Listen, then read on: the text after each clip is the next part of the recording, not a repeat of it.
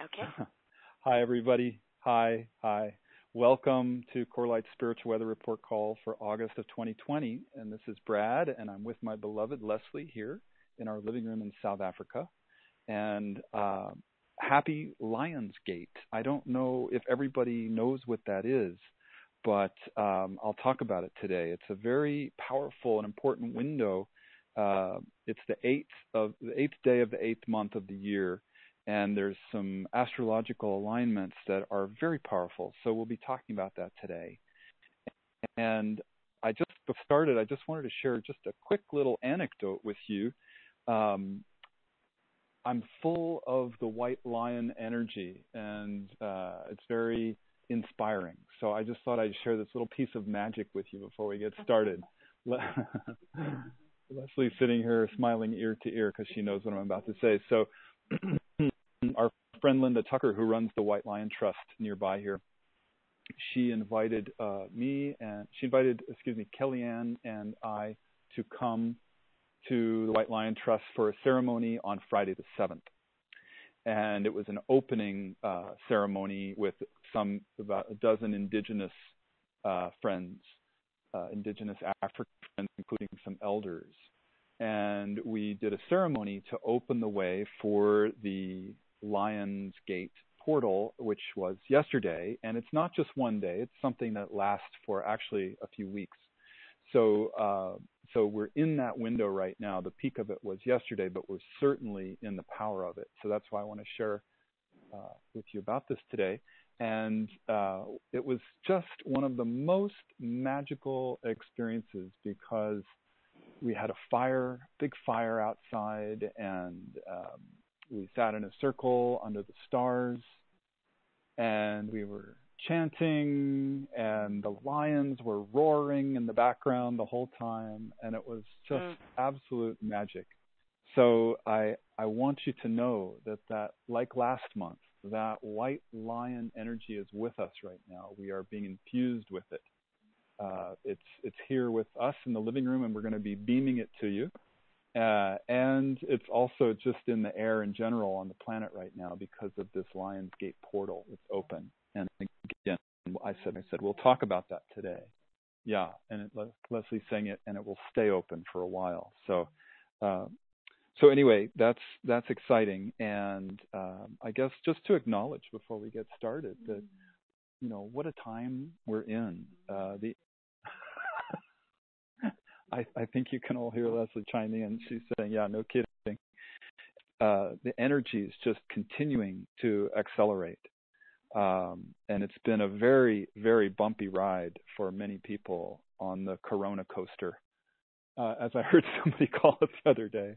So I just want to ask you how you're all doing on the Corona coaster ride, and wanting you to know that Leslie and I are with you. We're in circle with you, holding space. We're all together in this, and even though we're here in South Africa, we're feeling all of you, wherever you are in the world. I know most of you are in North America, and I know it's especially intense right there. So we feel as though we've been placed here like chess pieces in this quiet little corner of the world to hold space for what's happening right now. And I know how challenging it is for most people, especially in America. And so I just want you to know that we're feeling you closely. We're tuning in all the time and feeling what's happening there and staying abreast of it, talking to many of you and just keeping tabs on how things are going. So just know that you have our love and our support. It's with you inwardly all the time. So as always, we're going to start with a guided meditation, and then we'll move into some talking, and at the end we'll share some questions that people wrote in, some really excellent sharings and questions that came in. So we'll read some of those. And if you have any questions or sharing that come up during the call, you're welcome to write them in on the board. Barbara, maybe before I get started, maybe you'd like to just share with people how they can do that. And if there's time at the end, we'll be happy to, include your sharing and your questions that you write in. it has to be done through the web. You can't do it on the telephone if you're calling in. So you'd have to connect through the web. It's one of the options that you have available. And then there's a Q&A board, and you can just fill your question in there. Thank you, Barbara. Sure. So before we get started with the guided meditation, as always, I just want to share a little bit about what's happening in case you're new to Core Light and new to these calls. What happens is that my beloved Leslie sits here next to me giving a Shakti transmission. And Shakti is the Sanskrit word for a very healing and uplifting energy of unconditional love. And even though she has chosen not to speak anymore when we do events, she still is sending this transmission. So she's in silence, and we invite you to be meditative throughout the call and receive this transmission, whether you're with us live today or you're listening to them later. I know many people listen later, and it doesn't matter. We're all part of the field. We're all connected, and at that level, time and space don't even exist. Time and space only exist in the third dimension. So we invite you to tune in and relax and be with us in these other levels of reality beyond time and space. And this is the place where we are all connected in the heart and in unity and in love. So we'll all be receiving this transmission, not just during the guided meditation, it's especially during the guided meditation, but also during the call. And it's a field that we're all participating in and generating together. And again, that's whether or not you're with us live right now. So I invite you now to close your eyes and be comfortable wherever you are. If you're multitasking, I invite you to pause for a few moments and just give yourself this gift of stopping and relaxing for a few moments and really tuning in to receive this gift of healing energy and relaxation. So if you're sitting in a chair, it's best to keep your spine as straight as possible while still being relaxed. And take some long, slow, deep breaths. Breathing in the light. Breathing out any tension or shadow.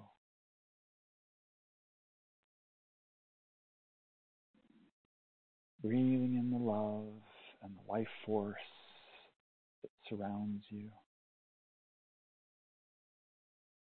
And breathing out any place where you might be holding on to stress or shadow.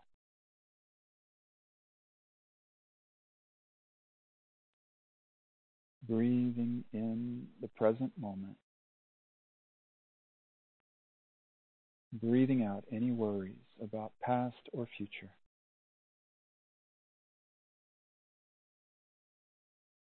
And just being right here, right now, in this present moment.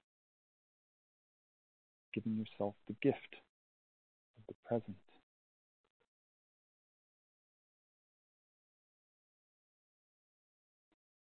No accident that they're the same meaning, those two words.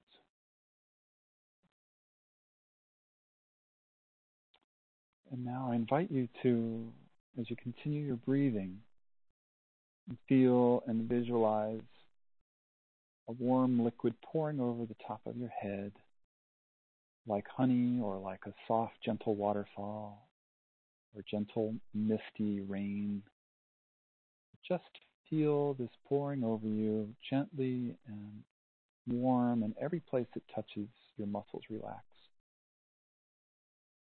Relax the scalp and the forehead. Let it pour over the forehead and the eyebrows and pouring over you into your eye sockets, relaxing your eyeballs. And just allowing your eyeballs to relax so much that they just fall back into their sockets. And relaxing your temples and your ears. All the muscles around your eyes, the hundreds of tiny little muscles. And I'm just turning off my phone. I'm sorry about that. I'm beeping. Just continue to breathe while I turn my phone off.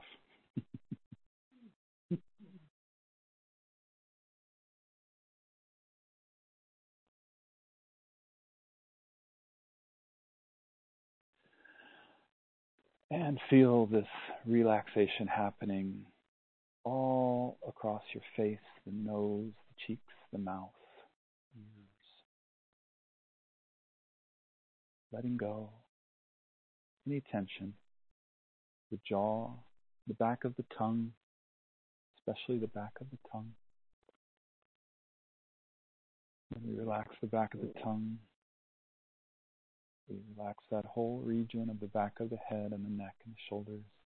Just take a moment to focus there. Just letting go. Breathing the light in.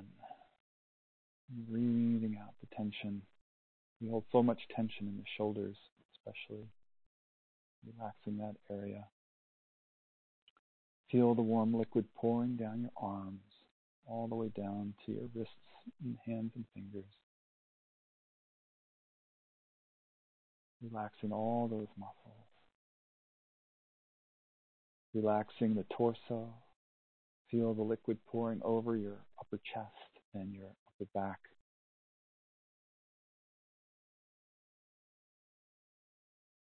Down the torso, lower back, and the abdomen. Just letting go. Feel it pouring over the pelvis and relaxing the psoas muscles, the muscles that run down the front of your hips on either side of your hips. That's another place where you relax those muscles, you relax the whole region, the whole pelvic region. So just take a moment, breathe light into those psoas muscles, the pelvic region. Feel the midsection of your body, just letting go. Breathing the light in, slowly and deeply.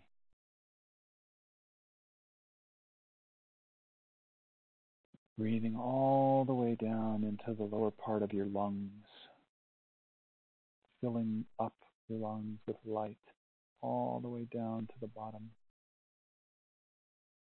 Releasing all the stale air,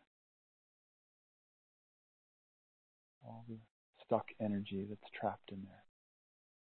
Let it all out, each breath. Feeling this warm, gentle liquid pouring over your legs,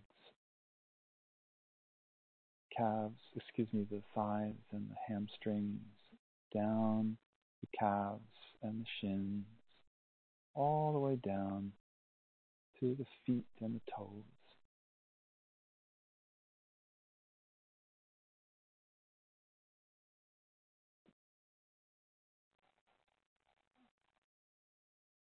So nice to relax. Just allow this. We forget how important relaxation is. It's the foundation on which the enlightening of our consciousness happens. And we don't often give it to ourselves enough. So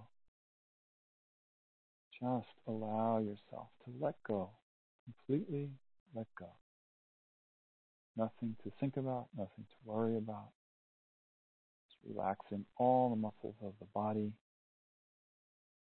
Just going completely yin, receptive, receiving the transmission of healing golden white light that Leslie is sending to you.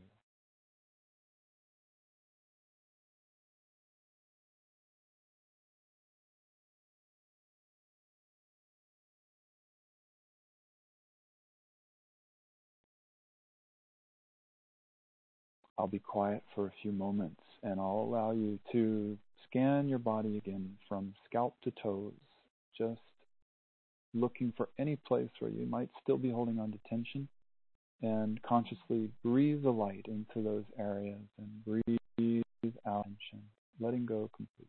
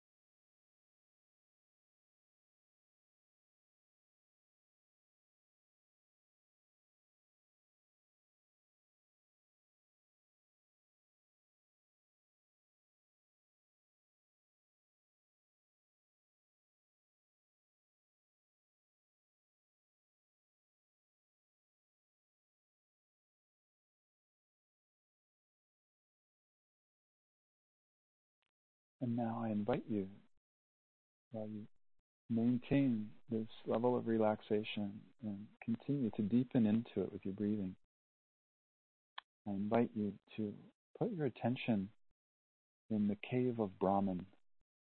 And if you were with us last month, you remember we focused on this, so this will be another opportunity to practice that.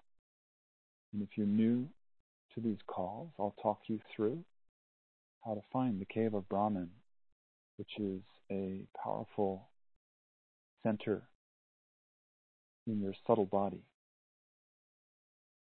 which connects you with the cosmos. And it's right in the center of the head. So where you find it is by drawing an imaginary line from the point between the eyebrows straight back into the center of your head. And then also draw a line between your ears, an imaginary line between your ears, and where those two lines intersect is the center of your head. See if you can locate that place energetically and put your attention there. It's the place where the pineal, pituitary, and hypothalamus reside.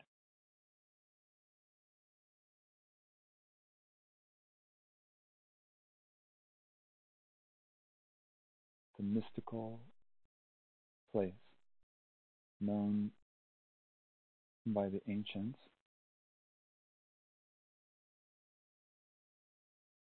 It was taught in the mystery schools how to work with this place, ancient mystery schools.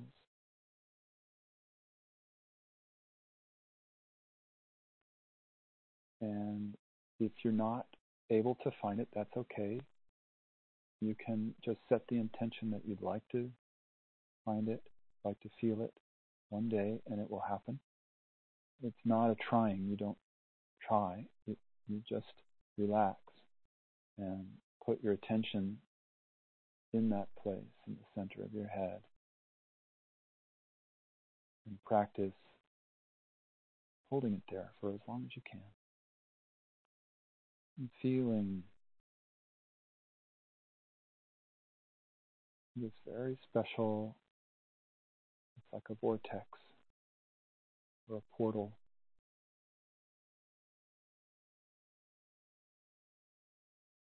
The connection with the cosmos, connection with the invisible realms.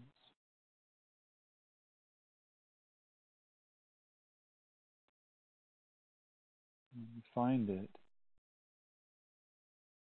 you'll know it because your thought stops. And you can feel the energy expand beyond that place in the middle of your head. And it will encompass your head. You'll feel as though your head is maybe larger than it actually is physically. You'll feel the energy surrounding the cranium in your aura.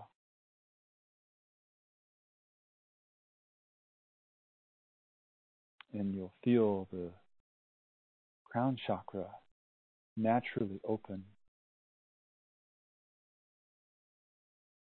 The crown chakra, for those of you who are new, is what sits on top of the head like a crown that a king or a queen would wear. And it's also known as the 1,000-petaled lotus. So you can visualize a lotus flower on the top of your head opening up petal by petal, unfurling itself, opening up. Both of these things happen naturally, opening of the crown and the deepening into the cave of Brahman with practice. It's not a doing, more of a being and a feeling. As you become yin, become receptive, it's a natural experience. So again, whether you're feeling it or not, that's okay. Just set the intention that you'd like to, and just relax, and you'll have an experience at some point. So for right now, whether you're feeling it or not, I invite you to visualize and feel this crown chakra opening up and out above your head like a funnel.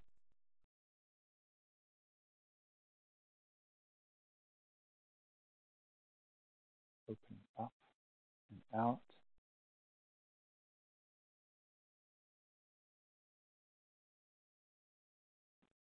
And see your energy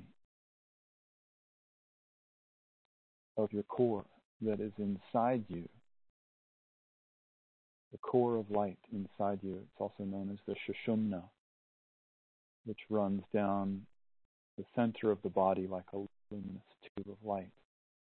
And I'd like you to feel and visualize that tube of light exiting the top of your head and going straight up into the heavens, up into the celestial realms, all the way out into the formless void of space. Feel and visualize that it's connecting with a galaxy, perhaps, or with some kind of star system, whatever you would like to visualize. A spiral galaxy spinning, and see it and feel it sending its light down into your core, down inside your body. You might like to visualize and feel a group of angels or ascended masters or beings who you know love you from the invisible realms surrounding you and pouring light down into the top of your head. Or a large group of hands from the ascended masters surrounding the top of your head, pouring light down into your head. Whatever you care to see, just do that now. Just visualize the light pouring down in. And there's a lot of it. There's this Lion's Gate portal that we're in right now. So there's a cosmic energy that I'll speak about later in the call today, pouring down in to the top of your head, filling you up with golden white light, warm, relaxing, blissful energy. the energy of love, the energy of joy, pouring down into you.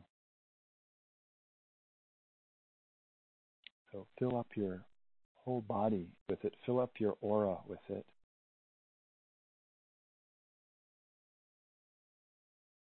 Feel every single cell of your body soaking it up. Trillions of little sponges. Visualize yourself as sponges. Trillions of sponges soaking up the light, golden white light of the celestial realms.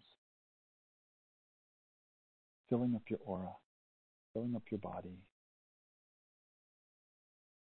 So much that it fills up your arms down to your hands and your fingers, and the light begins to shoot out your fingertips. Filling up your body so much that it fills up your legs, all the way down to your feet and your toes. And the light begins to shoot out the tips of your toes, because you're so full of this beautiful golden white light.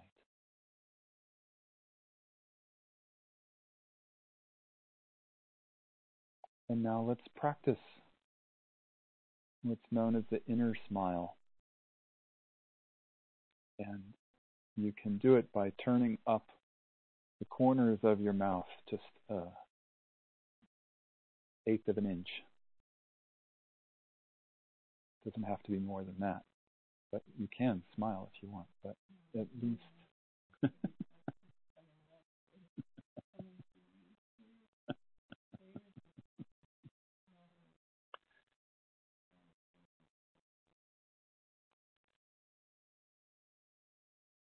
so we have a friend visiting us, a South African friend, Ilse, is with us, and we're all smiling right now, practicing the inner smile. So I invite you to do that with us.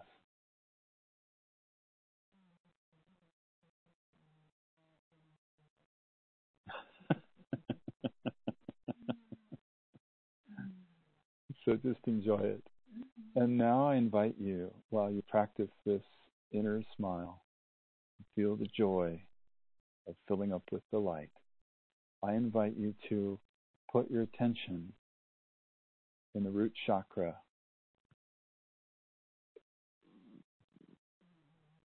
The root chakra is at the base of the spine, the perineum. And when you put your attention there, feel how naturally that area of the body relaxes. And opens. The root chakra naturally opens when you relax and just put your attention there. And then drop your grounding cord down into the center of the earth.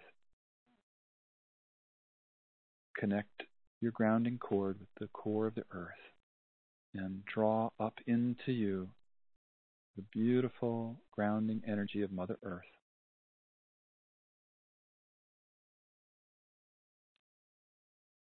Feel yourself relaxing into Mother Earth so much that you just melt into her arms like a little baby relaxes into the arms of its mother. Just completely letting go and surrendering to her embrace, feeling gravity gently pull you towards her, relaxing, letting go, feeling her support via the chair and the floor, rising up to meet your energy. Feel that beautiful grounding, anchoring earth energy coming up into the body through the soles of the feet, up your legs, and all the way up the core of your body, up to the heart. Co-mingling the energy of the earth with this beautiful celestial energy that we've brought in. And feel how those energies meet in the heart, which is the center of your being. It's the meeting place between heaven and earth, the heart. So just be with that commingling of the celestial and terrestrial energies. right in your heart. Feeling the love, practicing the inner smile. And while we all hold this beautiful space, I'm going to say a prayer and an invocation for our gathering today. We call on the Great Spirit, Divine Mother, Father God, the self that we all are. We call on all the beings in the invisible realms who surround us in the highest love and support, who have our soul's highest purpose in mind. We invite you in. We're also calling on the heart of the lions, the heart of the white lions of Temple-Thurston, to surround us during this call.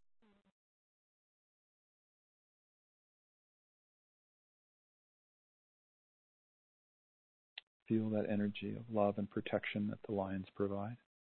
Safety, courage, heart, courage, core being the heart. So we invite you all in, and we ask that you please surround us in a beautiful cocoon of healing white light today. Uplift us. Guide our conversation into the highest wisdom, the highest love. We offer our deepest gratitude for the opportunity to gather today to share our love, to share this sacred space at this most amazing time on planet Earth, at this pivot point for human evolution, which is so challenging for so many. And sometimes it's difficult to feel the gratitude for it. So we ask for support in feeling that gratitude.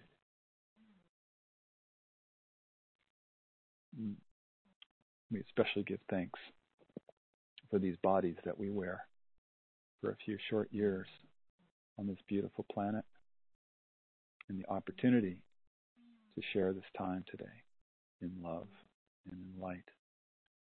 With deepest, deepest gratitude, Alalaho. Alalaho is Tibetan for Amen. It means, isn't it wonderful? Isn't it wonderful? Isn't it wonderful?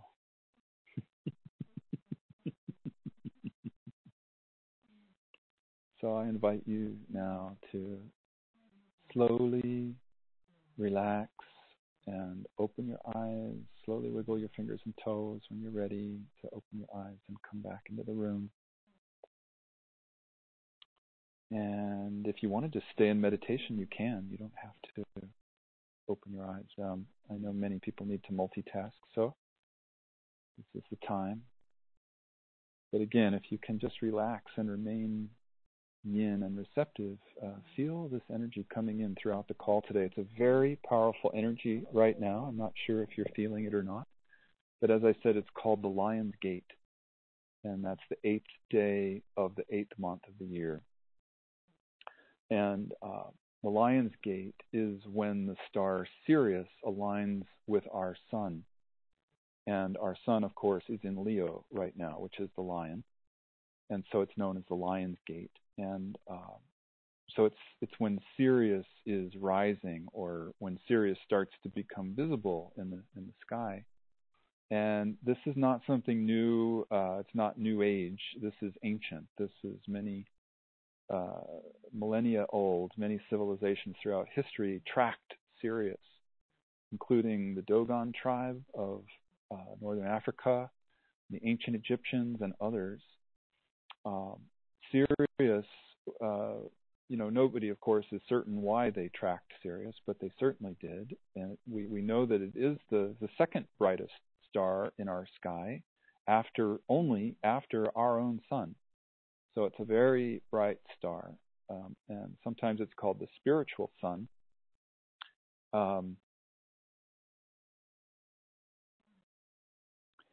The energy of Sirius, it tends to bring out the best and the worst in humanity.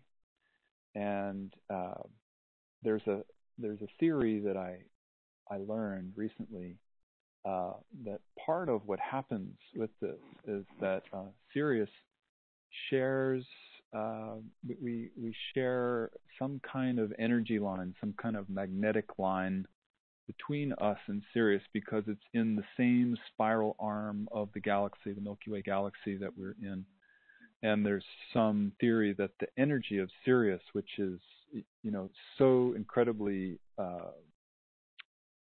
powerful, it literally dwarfs the brightness of our sun.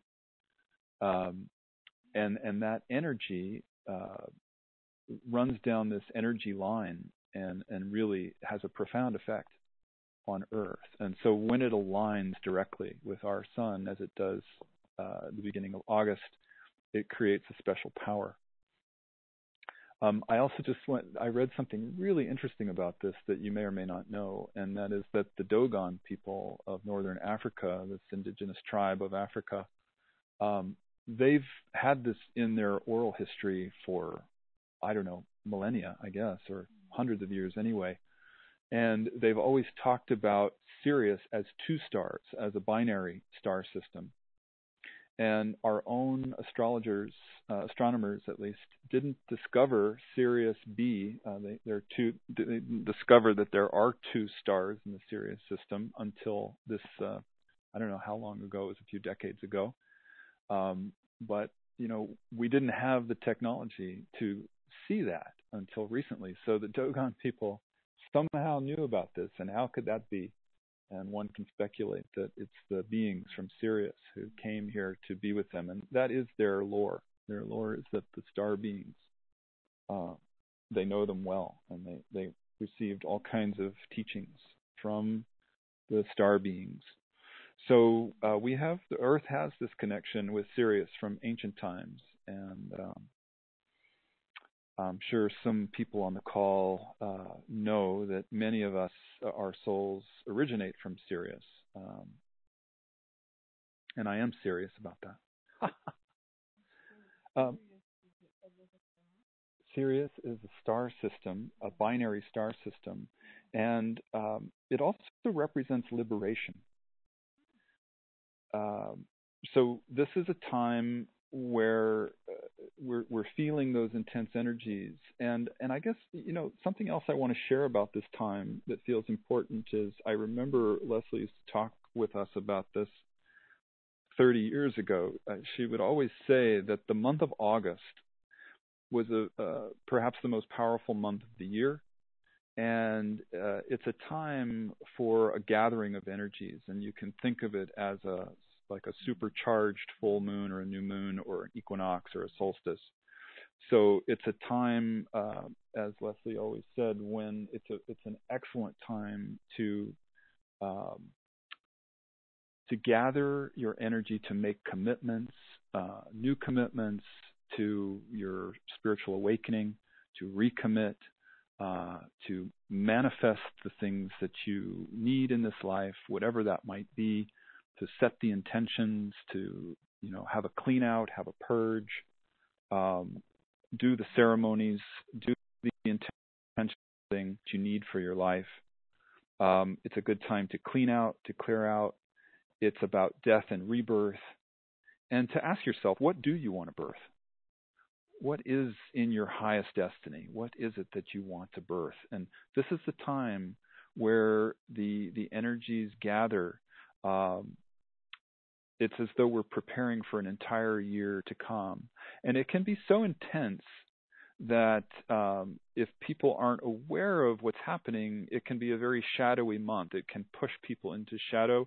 Or if you know how to work with the energy and you're conscious of it, it can be a time for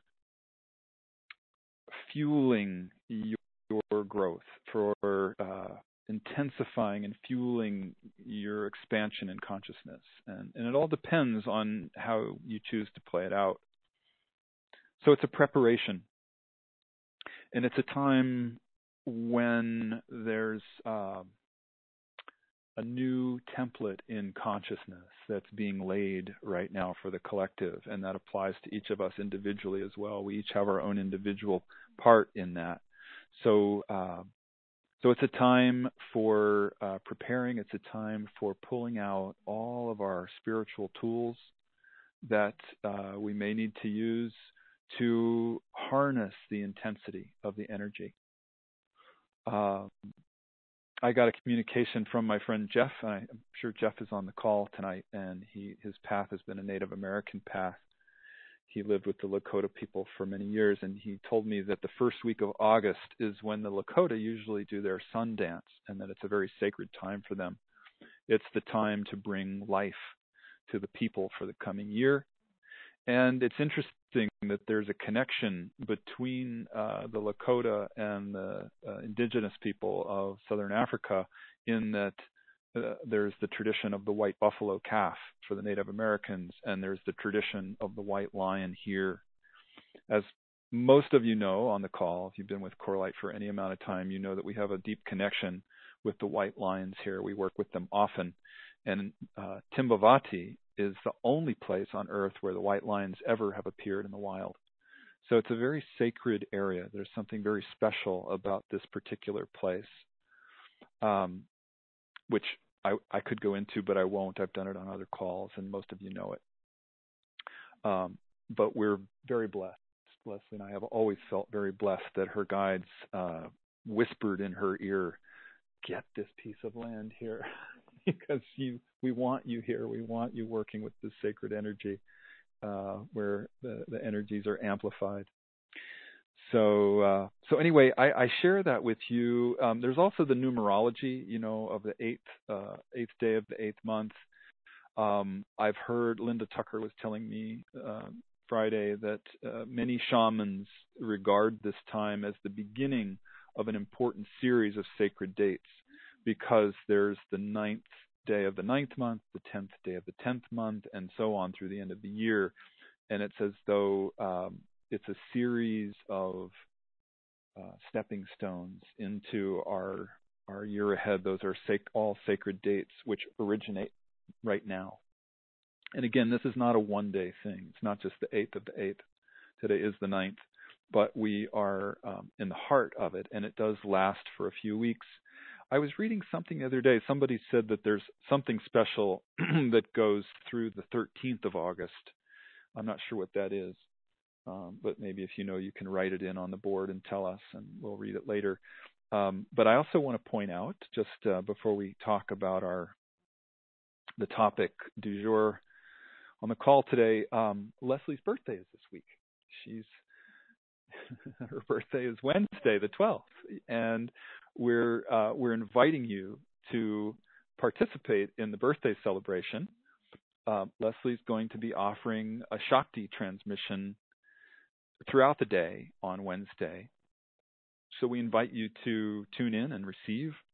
If you have a meditation practice, if you'd like to stop and have a meditation periodically throughout the day, just tune in to this energy you're feeling now, and you will receive it. And I also want to just take a moment to thank all the friends, students, and graduates who participated in the gift that we're going to give Leslie on Wednesday. She doesn't know what it is, so I'm not going to speak about it right now.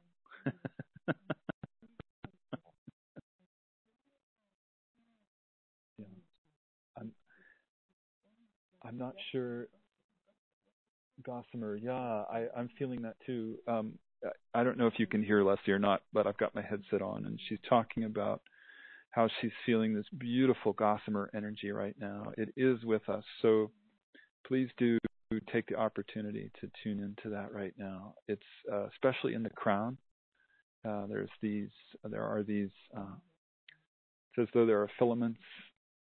I'm sure all of our crown chakras are connected right now, but it's I'm feeling what she's feeling. It's a very deep, indrawn state. It's actually difficult to speak right now, so forgive me. But it's a very joyful energy too, so I hope it's uplifting you as well. I know we all need it. So yeah, so the energies are continuing to accelerate, and I guess I would say it's a very scary time for many people. It's a time, we've been talking about this for the last few months, and it seems like it's been building each month. Last month we talked about the fear and the chaos ramping up, and I would say it's even more so this month. So I guess we talked about it last month. I don't want to really dwell on it again. I think it's just important to acknowledge that it's happening, and to say that I feel right now that so much of it is about the fear of the unknown. And the fear of the unknown can either be a negative feedback loop, which leads us deeper and deeper into the fear, and that's where we become more and more afraid of, whatever might be around the next corner, whatever disaster might befall us. Or the choice is that we can see it differently. We can be more like an artist who is looking at a blank canvas. And that sense of the unknown, of the blank canvas, comes with this beautiful sense of awe and wonder at the possibilities ahead. And we can allow that formlessness of the unknown to uplift us and to inspire us into creating, into new ideas.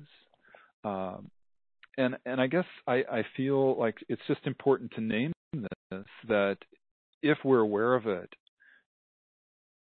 it's a much more productive use of our time to focus on creating something new right now, rather than dwelling on the fear and the loss of the old, the crumbling of the old.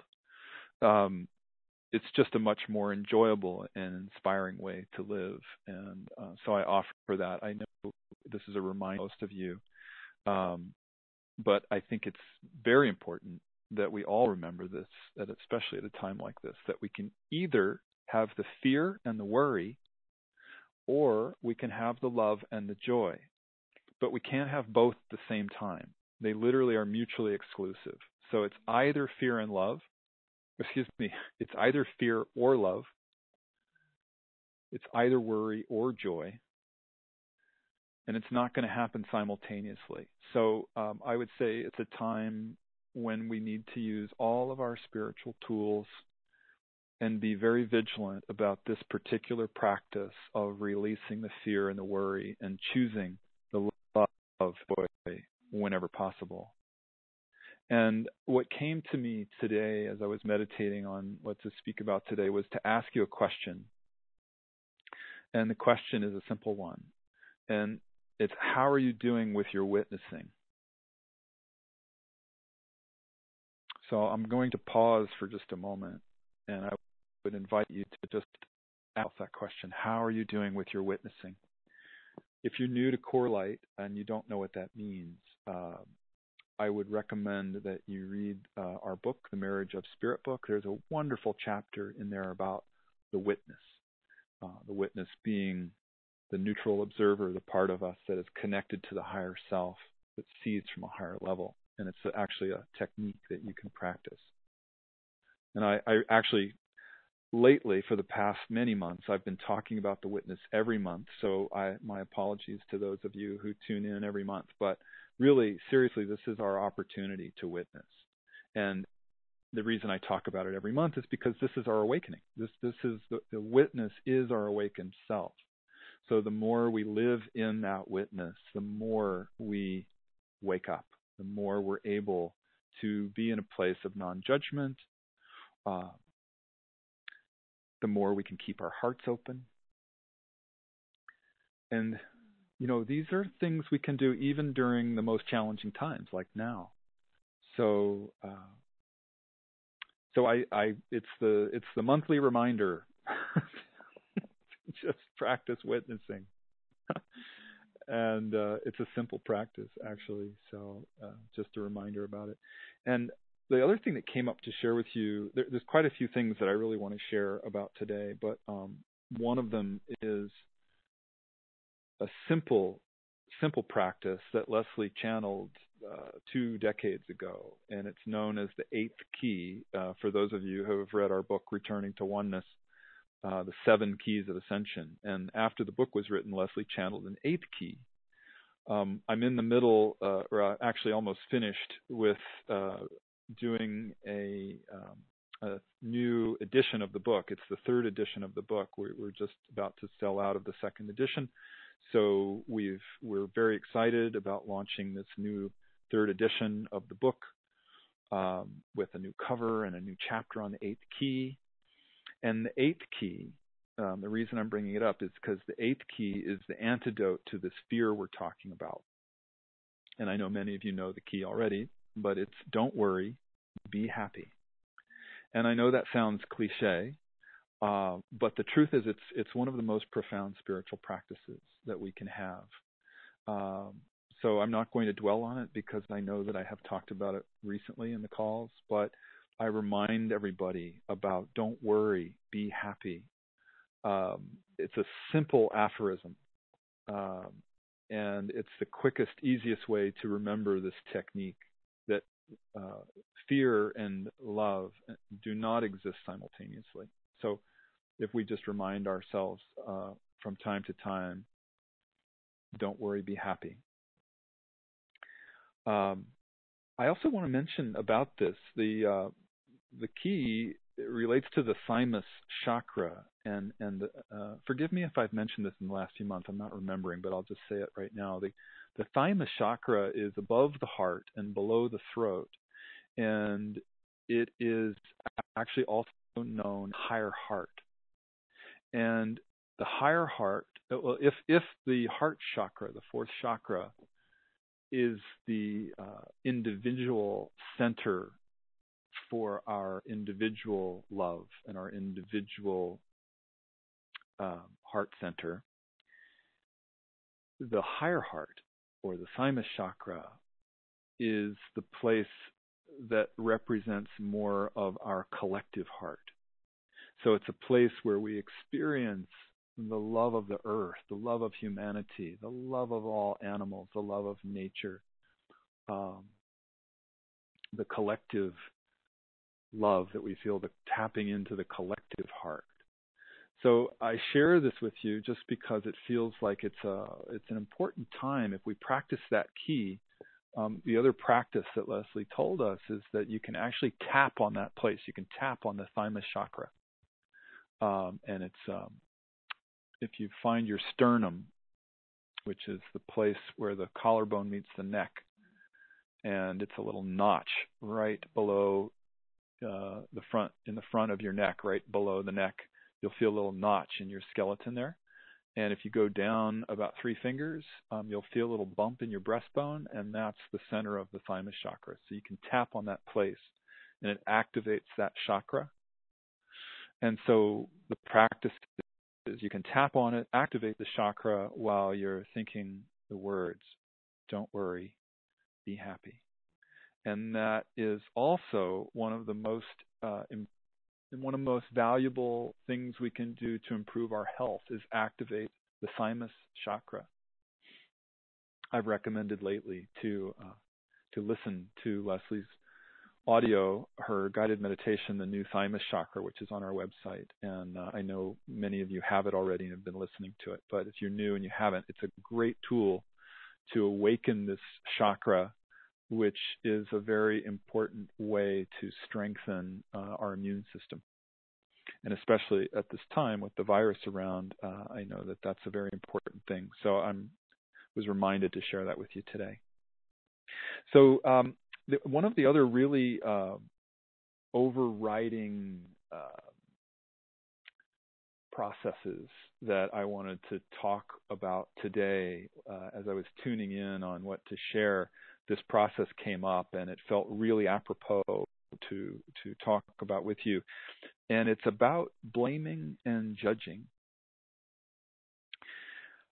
I feel like it's rampant in the collective right now.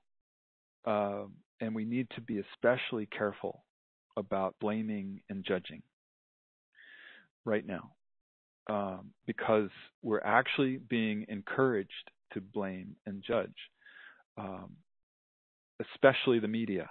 We need to be especially aware if we're watching media, which most of us are, trying to keep track of things, and whether it's mainstream or not, it's very, very easy to polarize right now because the media is stirring up the fear and the chaos and the division. And if we buy into that narrative that we're being fed, it is very easy to slip into blame and judgment. And it can be very subtle. I'm not even talking about gross blame and judgment, but I know, I just speak for myself, that it can be very subtle. And if we're in our witness, if we're practicing the witness and we're watching the thoughts, we might get surprised when we find ourselves subtly blaming or judging. Maybe it's other people for their opinions, whatever side of the mask argument you happen to be on. You might find yourself judging people for being on the other side of that argument. You might find yourself blaming or judging your favorite politicians or, organizations or what have you.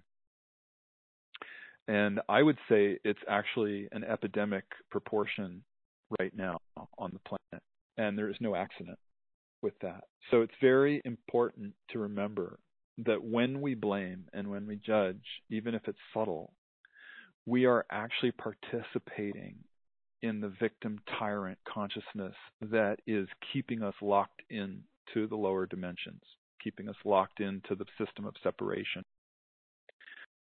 It's that victim tyrant consciousness that holds us into the old paradigm where we're experiencing the wild swings of duality.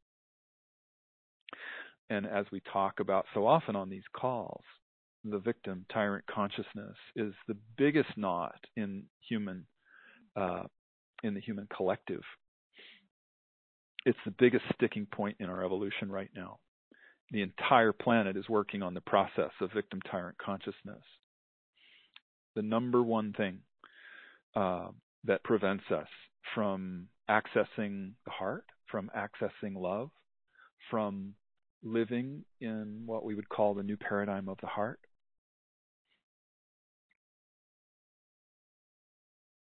So I guess I could go on about that, but I'm going to pause there. I can feel like this is mostly a reminder for everybody. But I do want to just underscore how easy it is right now to blame and to judge and to invite everybody to pay attention, to just witness that.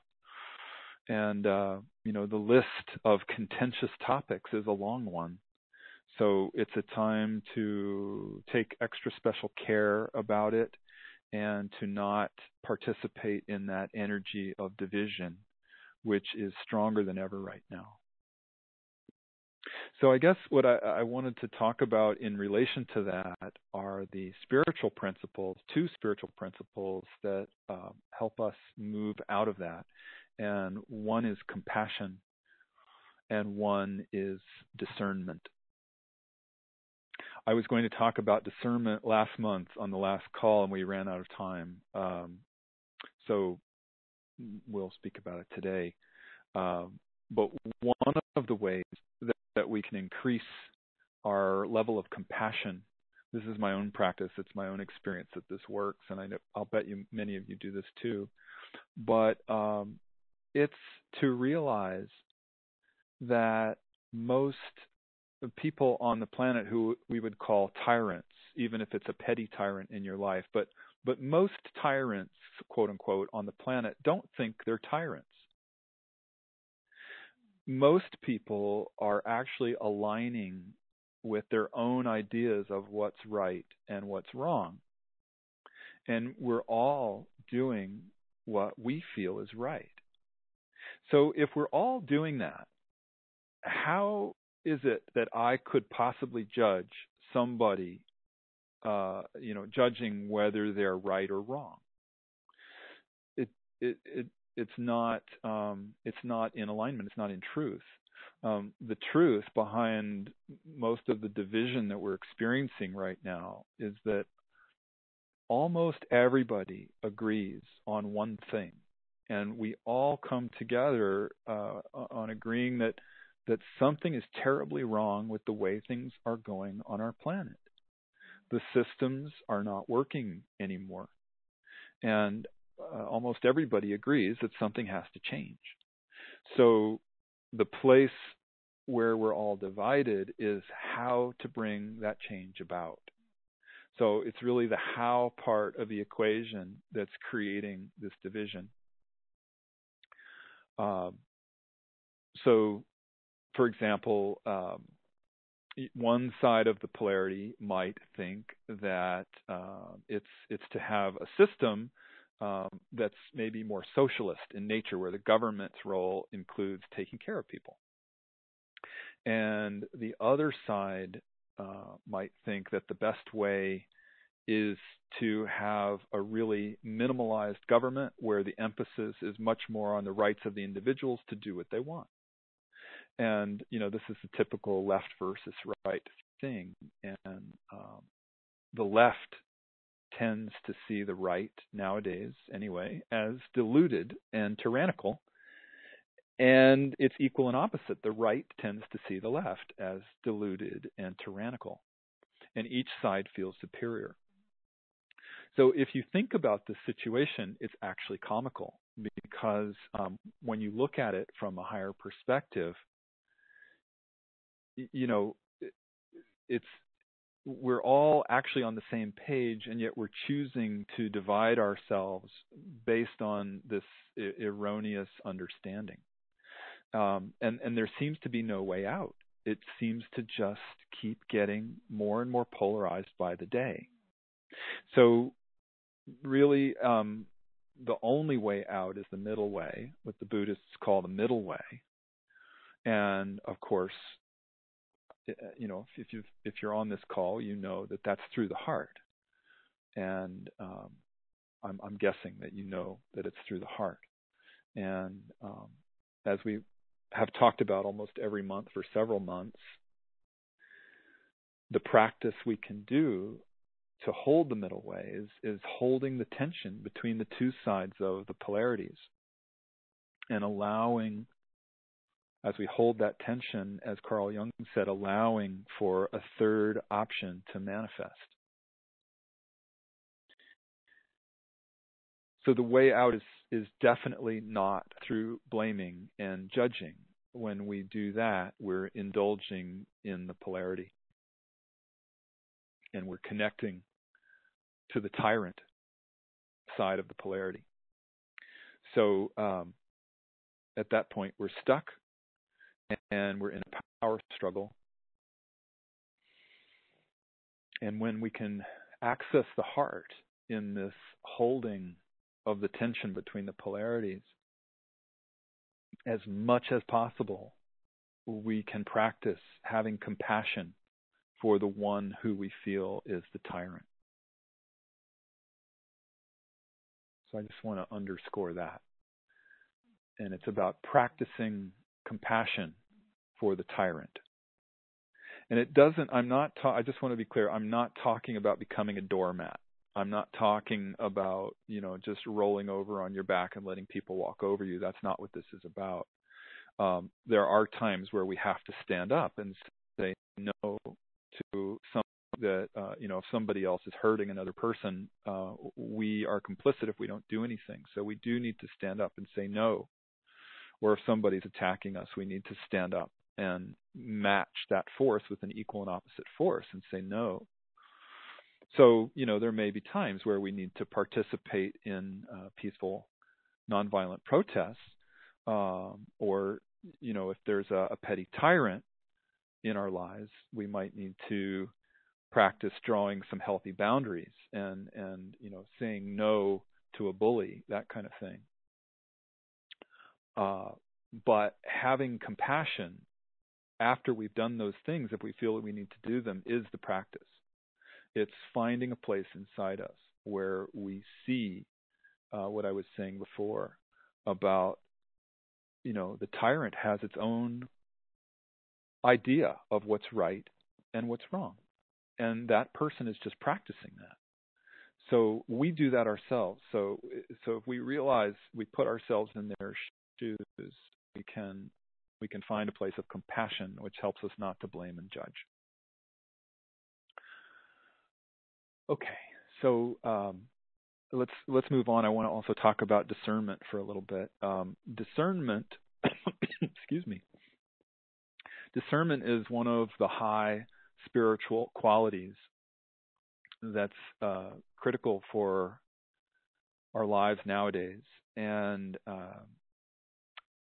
we can discern without judging. We can use our higher faculties of discernment to transcend the third dimensional consciousness that keeps us locked into polarity.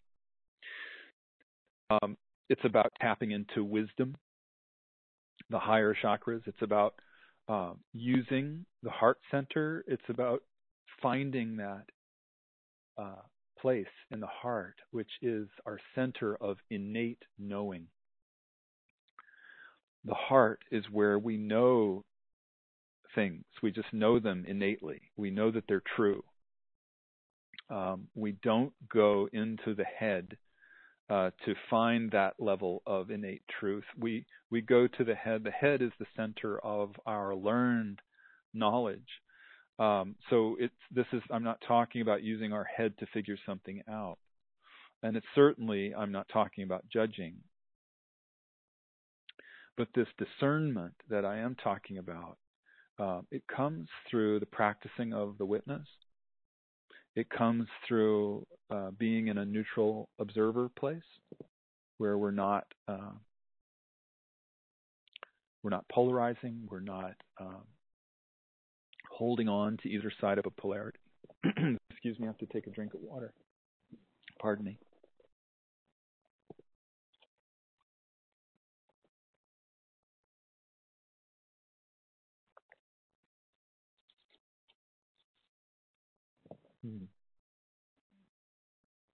Talk about activating the higher chakras. So let's see, where was I? I was talking about discernment and the neutral observer. Yeah, thank you. Yeah, the neutral observer. The neutral observer resides up in the third eye area. And that's the place where we bring in a state of unity consciousness. It's a place where we're able to see from a very high place. We can see into the matrix. We can see into the truth of the situation from a place beyond the duality of the matrix. So practicing the discernment is crucial right now for gaining that altitude of perspective where we're able to hold that place of unity consciousness. And what an amazing opportunity we're being given right now. The time is ripe. We are in a place, we are being given the opportunity to process and release this old victim tyrant construct, and it's ready to be released for good. It's like this is our graduation time. It's done. We're completing it. And the tyrants,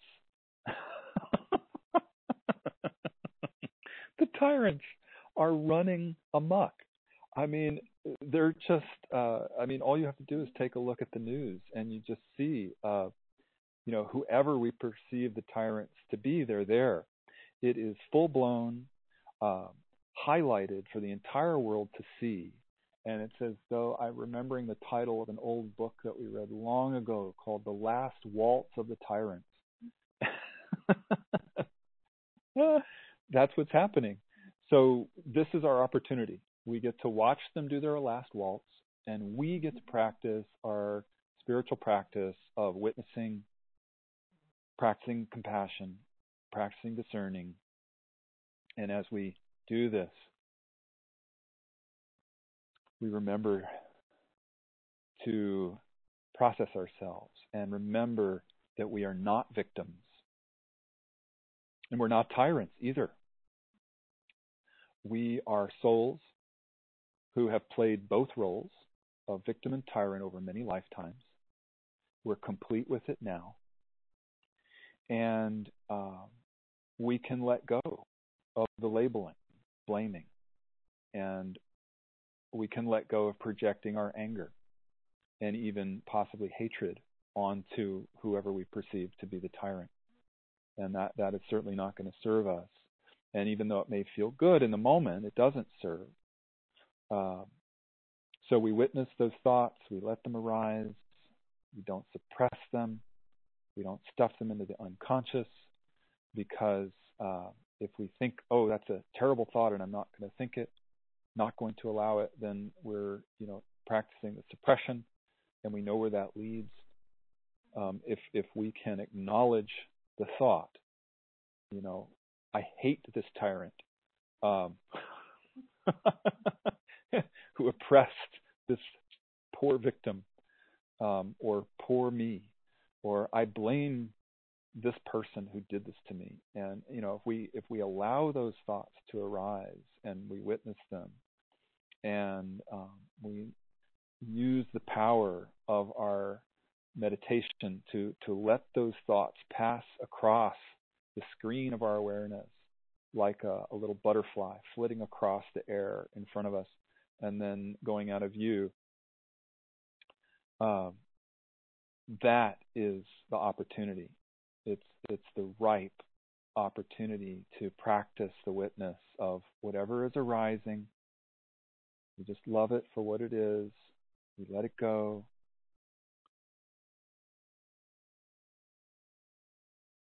And we move back into the heart and back into our compassion.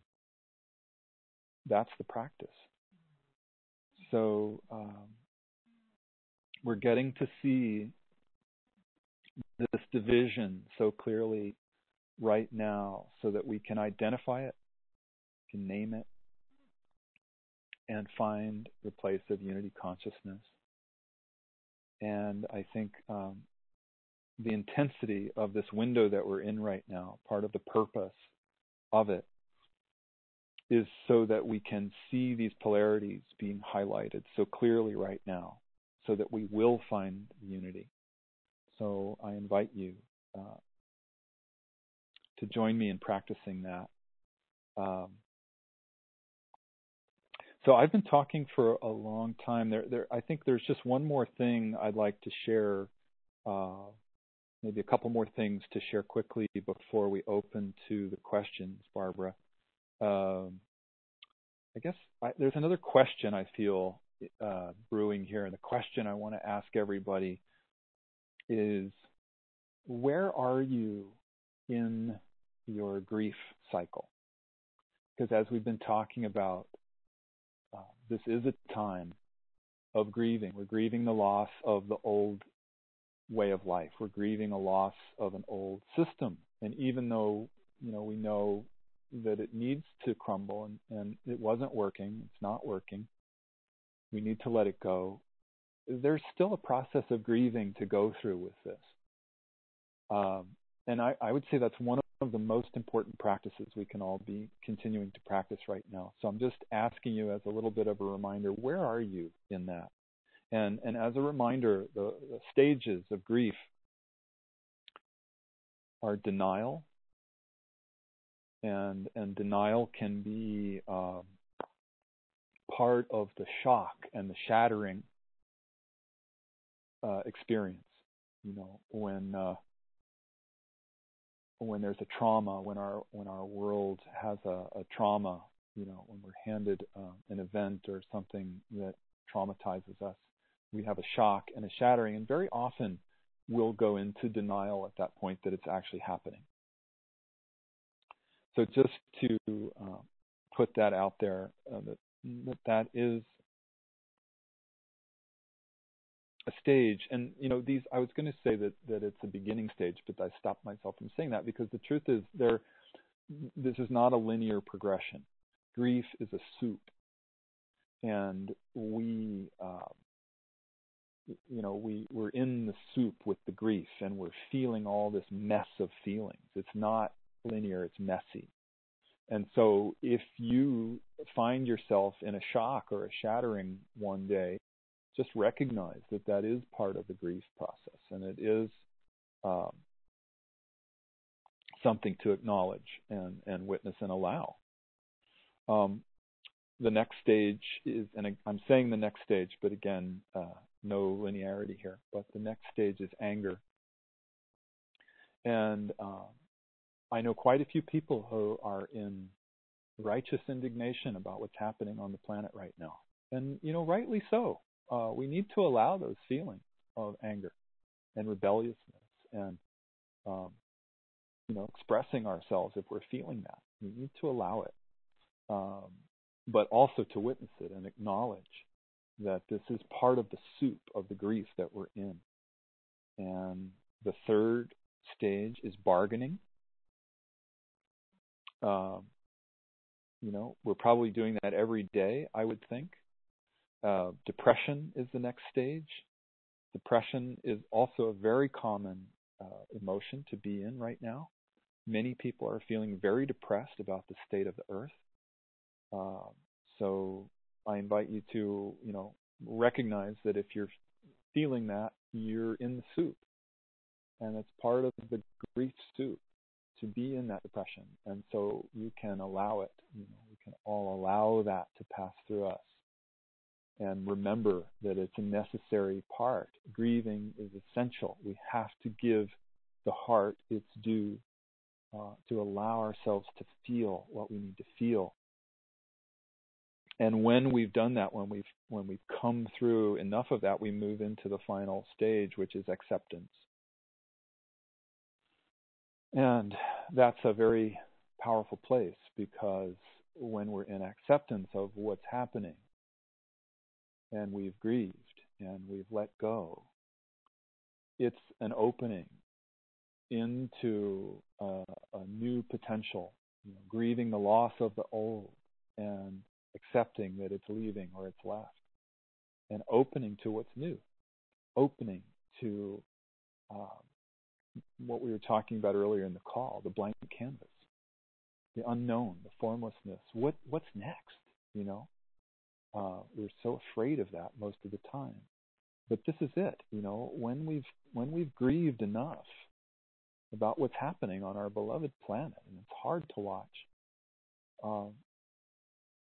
They say, many people who practice this say that you can only go as high as you're willing to go low. And if you've grieved deeply, you can also ascend to the heights of joy. And that's been my personal experience too over the last many years with my own grieving practice.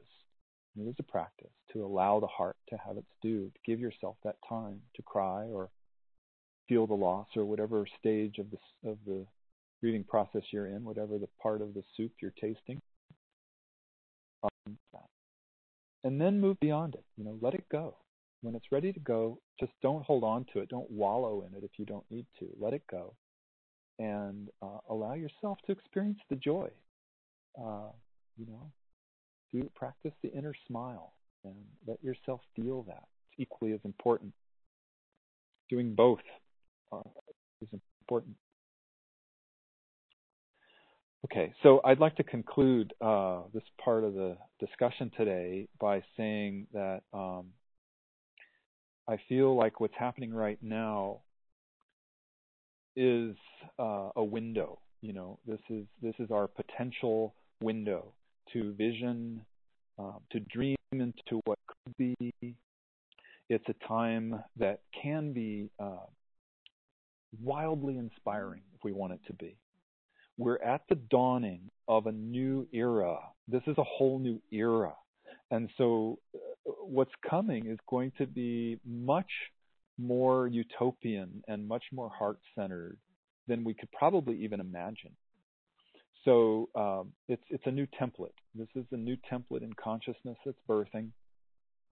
But first, we have to have the dismantling of the old. We have to release, we have to let go of the obsolete consciousness in order for this new template to come forward. And the truth of the matter is that it's probably going to get a lot worse before it gets better. And, I know that that's sad to say, but, let's look at reality, that it's a necessary phase to go through the destruction of the old before the new can be born. It's the caterpillar who in the pupa phase liquefies and literally dissolves into a goo, emerges as this beautiful butterfly. So for us, it's essential to go through a collective dark night of the soul. We have to go through it. There's not going to be any getting around it. But the best thing that we can do is to remember that image of the caterpillar morphing into the butterfly, and to continue our spiritual practice, and to continue to wake up as much as we possibly can to transcend that fear, and to transcend the victim tyrant consciousness, and to practice those higher states that we're talking about, the witnessing, the surrender, the discernment, the joy, the love, all those higher qualities, to practice those as much as we possibly can. And so the very, very last thing I want to say about this is that I was reminded of a channeling that Leslie did long ago. It was many years ago. And she kind of just went into this very altered state, and she said, I'm channeling Gaia right now. Gaia is coming through me. And she said, Gaia is ascending, and she's taking us with her. Gaia said, let me do it for you. And I'm summarizing. And essentially, our only job is to hold a frequency of love and peace. And that's how we can help Gaia the most, is simply to hold the frequency of love and peace, and to let her do the work for us. So I share that with you. You can practice that part too, just allowing that. So I hope that's helpful, and I'm sure there's much more we could say. But Barbara, I think let's shift gears. Before we go into questions and sharing, tell me about you. How are you doing, and is there something you'd like to share with us today? Thank you, Brad. This has just been so incredibly wonderful. I just want to say, I can feel how hungry everyone is. I just feel like,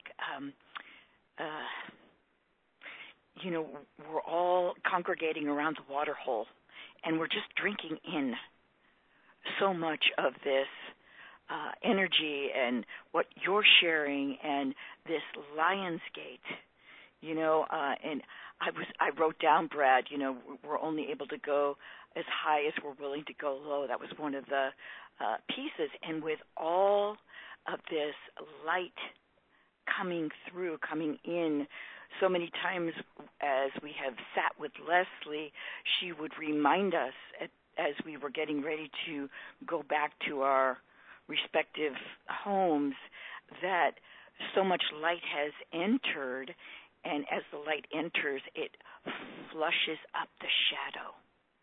And it feels to me like this is a great push. This is from everything that I've read and heard and felt and been guided, that this is the greatest 8-8 Lion's Gate doorway that we've ever experienced. And, as you're sharing that, it's going to get perhaps a lot worse before it gets better, we're really going to go into the depths. I keep being told, the underbelly of humanity is being ripped open and exposed. And so we are all being asked to look at and own and bring into balance our shadow individually and collectively. So I really wanted to say something about that. And I also want to acknowledge there are quite a few new students on the call this time. And I just want to really, I just want to really welcome all of you who may be new to this call. Several of you have said this is my first time calling in, so we say hello to you and we welcome you, and we're so grateful that you have found your way here. Yeah, welcome. Yes, and so you have really been talking about tyrant victim, and I wanted to bring in the rebel, because what I am noticing now is so many of us have a rebel that is up, and especially around wearing masks or not wearing masks, complying or not complying, the good of the whole versus, me first, me only. And so just to notice, it may be a very subtle rebel. And I was talking to somebody about they were expressing their rebel, and I was talking about looking at deconstructing the rebel. And Leslie has brilliant teachings on deconstructing the rebel. And this person said to me, no, I don't want to deconstruct the rebel. I love my rebel.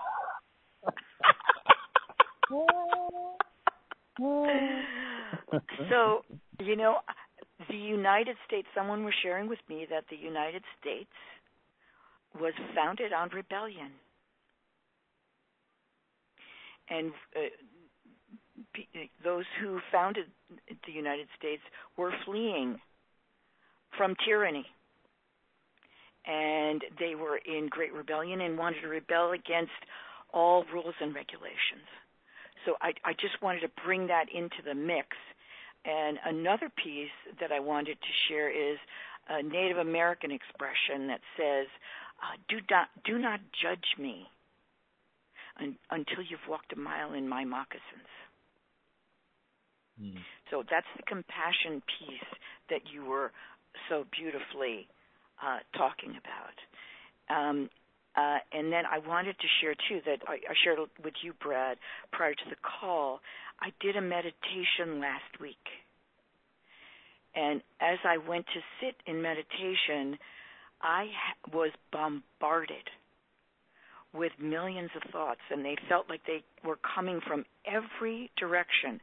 And I felt so overwhelmed, as we're dealing with our thoughts, maybe we can take them one at a time and try to rationalize or think through or whatever we do as we process through our thoughts. But there were so many, there was just no way. And so what I heard as I sat in meditation was, yes, thoughts are like wild horses. And I thought, yeah, wild horses, that's it. And then I saw an image of these beautiful wild horses running through this canyon surrounded by mountains. And I heard the voice again say, and why don't you join them?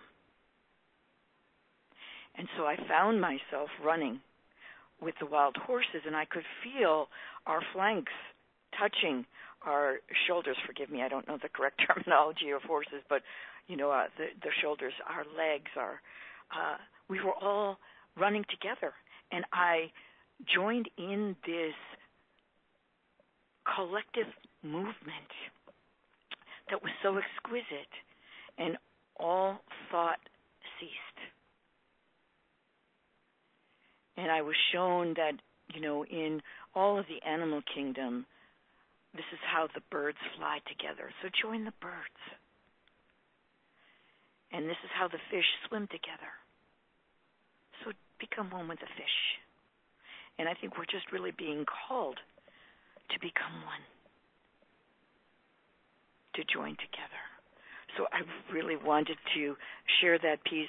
And the last piece, well, there's it's a beautiful two more. image, Barbara. Thank you. Thank you you, for sharing Brad. that. Thank gorgeous you. Image. Yeah. Thank you. So two more things. One is remember Ho'oponopono. So everything that is being projected out from us is being mirrored back to us. And when we can name the projection, we can then call it back to us. Everything is us. So if you're not familiar with Ho'oponopono, I would highly recommend. It's been around for a lot of years, so I'm sure that most of you know Ho'oponopono very well. So this is a gentle reminder to call that back in. And the last piece I'd like to offer is focusing. And focusing is a body-centered awareness. It's a felt sense awareness. And this is a profound way to develop and strengthen the witness. They call it in focusing self in presence.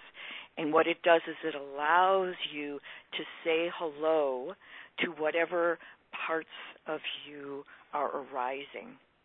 And I'll just give you a very brief example of what happened for me. I was washing the dishes the other night, and I was thinking, I really didn't like that, or that wasn't right, or they shouldn't have said that, or she shouldn't have done that, whatever it was, I don't know exactly, but there was just a lot of commentary that was going on as I was in my Zen mode of washing the dishes, and I heard and say hello to that part.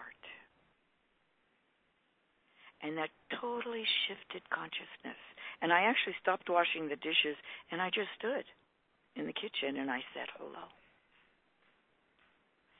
And then the thought came, welcome all parts home. And Raymond Diaz, who's a part of Coralite, shared many years ago about when we were kids and we played hide and seek, and whoever was it, would stand at the tree. Everybody would hide, and then they'd go find them. And then as dusk came, all the house lights would go on, and the parents would call the kids home, say it's time to come in now. And so the person that was it would stand at the tree and would say, "Ollie, ollie, oxen free." And everybody knew that it was safe to come home. And Raymond was sharing way back then that that's what he was saying to all of his parts. And that's what I was saying. I started to laugh and started to say, it's safe. Everyone can come home now. Everyone gets an opportunity to be heard. So this is what really strengthens the witness. So I highly recommend that. Thank you, Barbara. Mm-hmm. So, yes, okay, great, Brad. So now we do have a question that I'd love to share with. Yeah, Barbara, before we say the question, I just one thing. I'd like to announce that the course that I'm going to be teaching is called The New Paradigm of the Heart, Transcending Victim Tyrant Consciousness. And it's going to be 6 Sundays starting September 27th going through November 1st. And it's going to be 9 to 11 a.m. Pacific time, U.S. Pacific time. And the brochure is just about ready to be sent out. We'll be sending it out in about a week and a half. So be on the lookout. In your email, you'll get the brochure, or check our website. You'll see it there. I would love for you, if you feel ready to take a next step with your journey of transcending victim tyrant consciousness and moving into the permanently opened heart, I'd love to take that journey with you. I feel like it's going to be a profound time for all of us. I can feel this is really what Spirit wants us doing. So please consider joining. Thank you. Yes. And Barbara, would you like to remind people how to ask questions if they wanted to? Okay. So we have changed our format a little bit, as many of you may have realized, and so we are taking written questions. So Brad has sent out an announcement and given an opportunity for people to write their questions in, and also to write your questions. Or sharing. Or sharing Sorry? as well. For sharing. Or sharing as well. Yes. And so there's an opportunity to also share and write on the Q&A board if you are connected through the Internet. And I just want to say, Brad, to everyone, there are quite a few people who have asked questions or made comments on the Q&A board, and we'll do our best to share them. And my sense is that many of you are not going to get your question answered or your sharing shared. And my apologies for that because there are just so many at this point. Yeah, I apologize as well. We'll do as many as we can, and I love that the questions and sharings that have come in are beautiful and wonderful. So I thank you for that, and please continue to write in, and we'll do as many as we can. Yes, beautiful. Thank you, everybody. We're just so deeply grateful. This question was written in from Sedona. And Sedona writes about truth with a capital T and truth with a small t, and what to engage and what to rise above. She says, I keep being shown the moment. I and many others made a spiritual commitment to our teacher at Mount Madonna. It was a cosmic moment for me, and I remember it so clearly. Leslie asked us to commit to truth with a capital T and truth with a small t. At least that is how I received it. And then she asked, remember this event? And yes, Sedona, I do very well. Sedona says, I wonder about two things. Keeping my commitment to Leslie, which feels like a very big thing, a cosmic event and binding, and how important it might be for some of us in our community to know the deeper relative 3D global truths with a small t. Because if we all turn away from those small t truths, I wonder what will happen to this world. So the most uncomfortable polarity is knowing the 3D small t truths and speaking those small t truths and be willing to physically die for them, versus avoiding knowing these truths and speaking these truths in order to save our lives. And does this mean we might actually have to lie in order to save our lives? What about karmas? During that commitment session, she, meaning Leslie, also asked us to commit to being willing to die for truth, small t, or was it truth, capital T, or both? I will remember my shock and wondering, did I really sign up for this? But I did not bolt. And here I still am. Thank you, Sedona. That was beautiful. Yeah, thank you, Sedona. It's a great question. So there's a lot. There was a lot in that. It packed a lot. So we're going to unpack some of that. Yes. Yeah. So first, just to be clear for everybody, when you're talking about truth with a capital T, you're talking about absolute non-dual truth, or everlasting spiritual truths. And then when you're talking about the truth with the small t, it's a relative truth. It's the truth of the system of separation, or the third dimension, as you call it, the 3D. And those truths with the small t are open to interpretation. They're always fluctuating.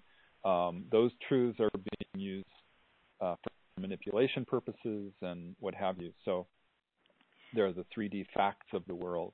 So it's like who said what, and this event happened or it didn't happen. The news headlines are supposed 3D facts, et cetera. So I think the kernel of your question is this really important polarity that you named. It's an excellent polarity, and you said it's knowing the 3D truths and speaking those truths and being willing to physically die for them, versus avoiding knowing these truths and speaking these truths in order to save our lives. So what I would say is that that's a fantastic polarity to do a square on. So if you're new to Core Light, the squares are a technique that we offer in the Marriage of Spirit book, and it's a profound way to process our egoic structure to evolve into higher consciousness and to release our limitations. So it's a fantastic polarity for a square. I would highly recommend we all do that square. And it's a great polarity to use in our practice that we've been talking about, of holding the tension between the two sides and then allowing for the possibility of a third option to manifest. So those are great practices we could all do at home in the coming months. between now and the next call. I just feel like it's important to acknowledge that some people are drawn to researching these 3D truths, and some people are not. And the truth is that either way is okay. So you have to be the one to choose what's right for you. And it may be, for most people, I think it's a combination of both. And it might fluctuate. It might be different for you at different times. And that's the practice of discernment that we were talking about. Do you dive into the news? Do you do a news fast? Are you really tracking what's happening? Are you just needing to meditate for a while? And that's your discernment that you need to be with. What's working for you right now? What's your highest path right now? And my personal share here is that I've been on both sides, and I have found that it's critical to use discernment with this because it's not always the same.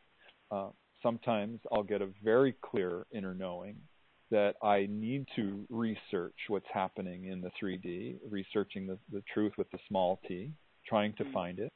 And other times I get very clear guidance not to go there. And, I also will, using my discernment, I'll get very clear on where to look for the information and how to do the research.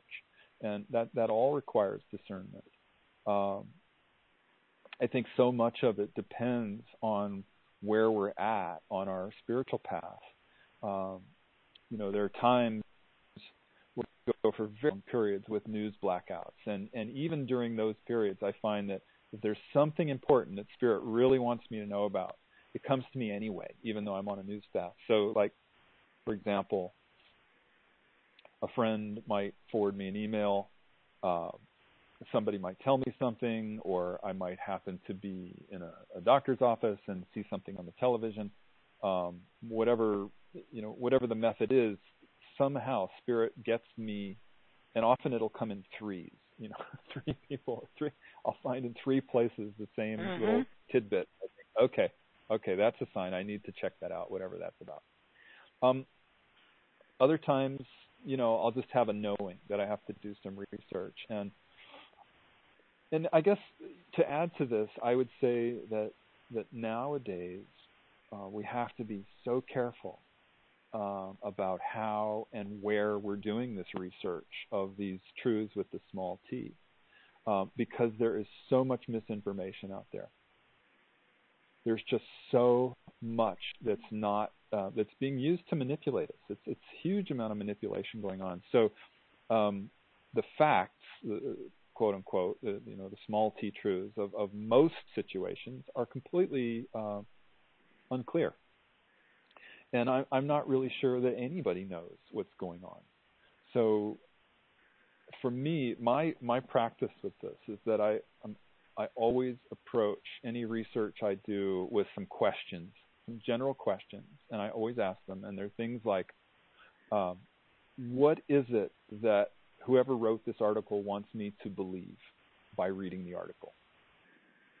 Assuming that there's got to be some stuff in it that is a manipulation. So what is it that they're wanting me to believe? And just to name that,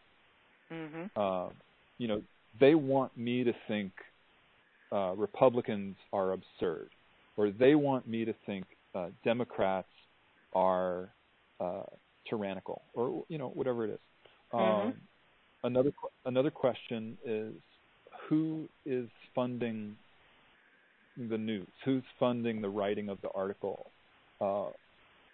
Who's paying for it, in other words? And then a related question is, who benefits from my believing whatever this is about? Usually it's about money or some kind of control. But to ask those questions is very important nowadays, because it's easy to be led down an erroneous path through manipulation. So I guess I would add, if you're somebody who does like to research this truth with the small t, the 3D truth. I would recommend avoiding anything from the mainstream media. Anything. The only time to watch that is if you want to know what the powers that be want us to believe, because that's what it's about. Of course, there's a grain of truth in it, and it's hard to know what's the truth and what's not, so it's better just not. I mean, and if you're going to do it, it's really much, much better to get news from organizations that are not funded by private sources, let's say by government sources or private sources. It's much better to find independent news. And even that, I find even that a lot of times they draw on mainstream news for the report too. So it's difficult right now. It's very difficult to be discerning what the truth with a small t is. So the path of discernment, I guess that's the key. It's personally speaking, it's what's helped me the most on the path of self-discovery is to use the discernment. It's been, it's a tremendous practice for strengthening the witness, for helping me to constantly remember that we are living in a virtual reality. And maybe this is the main point. It's how strong is your witness? How unshakable can you be in your faith in the divine and in knowing that you are a spiritual being having a human experience and not the other way around, not a human being having occasional spiritual experiences? How unshakable are you in that? And I found, I guess in the beginning, when I really started doing a lot of research, and if you've been around Corelight for any period of time, you remember there was a time where we were really looking at this stuff a lot. And I found that in the beginning, if you decide to go down that rabbit hole, and it is a rabbit hole, and it can take you down into some very dark places, you need to do it in doses. You need to do only as much of that research as you can handle, and then you come up for air and you focus on your spiritual practice. And I think there's more we could say about that, but I'm just going to shift gears. I know we're running out of time. So I guess with Sedona's question, I want to say, Sedona speaks about speaking with others about these truths. And I think whether or not you speak with others about these truths, you're discovering the truth with a small t, it's completely your personal decision. And it really seriously requires discernment. Because the truth is there are probably very few people who really want to know about this stuff. There are very few people who want to do research into the truth with a small t of what's going on in our virtual reality, and it can be scary. So if people don't want to know about it and you're sharing it with them, it can completely backfire. What you think is a fantastic revelation and opens you up is not going to be the same for other people. And if they're not ready to hear it, it's just going to be polarizing and it's going to be a bad experience. It's a lose-lose. So discernment is the key. And I think many people right now are realizing what they want to do is just to focus on the light and the love. And, some people call it the power of positive thinking. And I know many, many people who are in that camp. They don't want to know about the rest. And the truth is that's fine for them. I cannot judge them for that. I cannot say anything is wrong with this picture. If they want to practice the power of positive thinking and that's their path, it's perfect for them. So, for all we know, that's going to be their soul's way of holding the highest vibration that they're capable of for the earth. They're doing their service. And so we need to just allow for that. And I think for most of us on this call, that's not our path. I know it's not my path. I like to do the research. I like to try to learn what's really happening in the world, in our virtual reality. Helps me to strengthen my witness and to remember that I'm a soul having a human experience. And for many of us who are very sensitive people, you can feel that there's so much manipulation going on right now. There was just a march of many. There's a discrepancy in the number, but there was a march in Europe. It was either in Berlin or Zurich. I can't remember, but a march of the protesters. The protest organizers said it was over a million people. Others, the government people said it was not nearly that many. But they were protesting, saying, "Why aren't you telling us the truth of what's actually going on here? None of this makes sense. None of this stuff makes sense. Please tell us what's actually going on." I think that's Beirut you're talking about, Brad. There might be one in Beirut too. I think it's happening other places, but it certainly was Zurich or Berlin.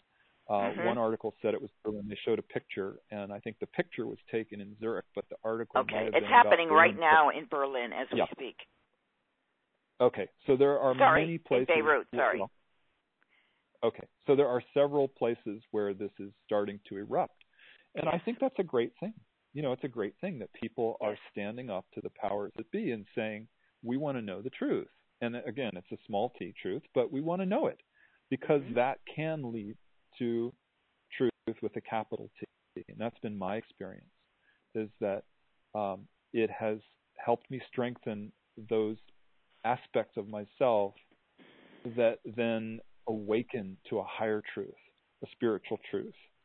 There's something freeing, very freeing about knowing the truth with a small t, in my experience. It's not for everybody. But if, like I was saying, if you're sensitive, you can feel the manipulation going on. And I would just say that maybe learning about it can sometimes help us to open to a bigger picture and give us that sense of freedom and strengthen our witness that we so long for. And we're going to talk about this particular piece more in the course. I don't want to go into it now. It's a lot to say about it. But I also, there's another piece that I want to add for Sedona for this question, because you talk about whether or not we have to die for truth or whether or not we need to lie to live. And so when I read that, I mean, that's so intense, right? It's so great. I'm so happy that you wrote that. It's just so apropos for our times, because I feel like what you're tapping into are past life karmas that so many of us have. If you're on this call, if you're listening to this call now or in the future, you are very likely a part of this soul group. And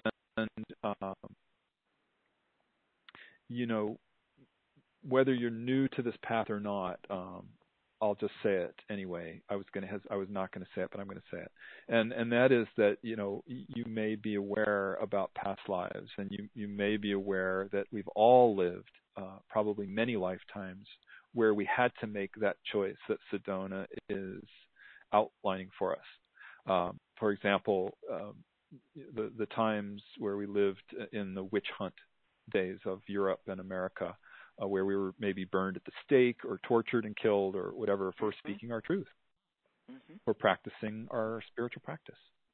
The Spanish Inquisition, Nazi Germany, many times where there were genocides, or times when we had to choose to die for the truth, or either that or lie to live. So those were all time periods of extreme victims and tyrants. And we've been there. We've done that. And it's done. It's like we have these chords in us that resonate, these like a piano. When you walk into a room where there's a piano and you strike a tuning fork, whatever note you're striking on the tuning fork, that string on the piano will start to resonate. So that's my sense, is that those chords within us, that resonate with those times, those lifetimes I'm describing, they're starting to twang right now, Sedona, because you've had those lives, I've had those lives, many of us have had those lives. Some of us remember them very well. I know I do. And it's incredibly uncomfortable when those, quote unquote memories, they're not actually past. We say past and we say memories, but it's actually, there's no such thing as linear time. So at one level, it's not it's happening now. It's not in the past, but we say the word past for sake of ease because we're in the timeline of past, present, and future. So, when we have those memories start to resurface emotionally and spiritually and even mentally, and physically, we get very uncomfortable. And they're there now. They're just there for us. And so we're in a time where there's a huge amount of fear and chaos. And it's very annoying. And, the hardest thing on a nervous system is chaos. So we're living in this constant state where that is being triggered in us. It's a state of fear, and that's debilitating, not just physically, but on all those other levels. So the practice of holding the tension between those two sides of that polarity is critical right now. And this is what I want to say, I guess, to you, Sedona, is that you don't have to choose between those two sides anymore. Mm-hmm. There's a middle way. And we've been talking about this the entire time today, and we've mentioned it on almost all the calls every month. It's the practice of witnessing. It's the practice of neither believing nor disbelieving. It's the practice of being neither attracted nor repulsed. Mm-hmm. And I think it's important to remember that this lifetime that we're in right now is different. It's different than all those other lifetimes.